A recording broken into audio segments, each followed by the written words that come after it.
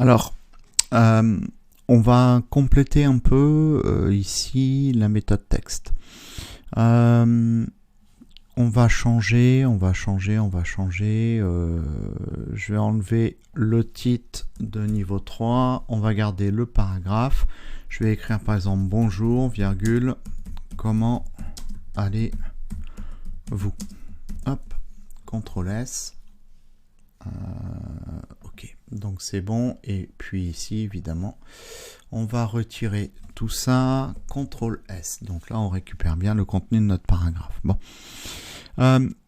Donc on a vu qu'avec la méthode texte, on est capable de pouvoir réaffecter ou lire. Bon, là, ici, en l'occurrence, ça serait le contenu du paragraphe. Bon. Alors, admettons qu'on dise, bah, ok, on va récupérer une information. Alors, d'ailleurs, ce que je vais faire, c'est que histoire 2, je vais retirer ça. Je l'enlève. Il ne reste plus que bonjour.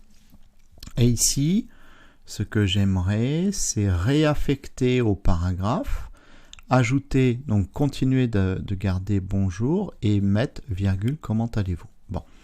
Donc ça, c'est pas très compliqué. On part de notre paragraphe. On va chercher la méthode texte. Voilà. Alors si je mets que ça, ben, évidemment, ici, je perds le mot bonjour. D'accord? Donc à ce moment-là, je vais remettre bonjour. Comment allez-vous? Bon. Maintenant, je vais dire, bah ok, j'écris bonjour. Je voudrais que bonjour soit en gras. Donc si je veux qu'il soit en gras, je prends la paire de balises strong, balise ouvrante, balise fermante. Alors je vais juste faire Alt Z pour revenir à la ligne. Ici, je vais faire en italique. Comment allez-vous? Donc là, ici, on va prendre balise EM, balise ouvrante, balise fermante EM. Bon. Donc là, ça voudrait dire quoi? Ça voudrait dire qu'on écrit bonjour en gras, EM. Attention. Et comment allez-vous en italique? C'est ça que ça veut dire. CTRL S, qu'est-ce qui se passe?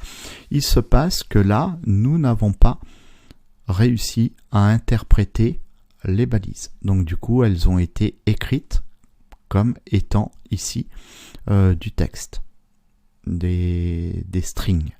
Donc là, on n'est pas capable de pouvoir interpréter nos balises.